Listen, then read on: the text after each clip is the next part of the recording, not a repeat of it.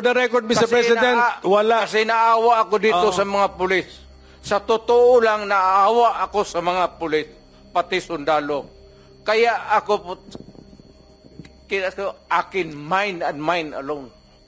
Pag nag-inutusan ko ito, mag-operate itong mga buang na ito, kung anong mangyari, akin yan. I'm emotional because I've been longing to state this particular sentiment. Protektado ko yan sila. Basta in the fulfillment of duty,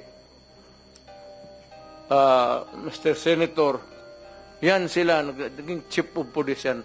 Protektado ko ang police pag nagtrabaho in the fulfillment of duty.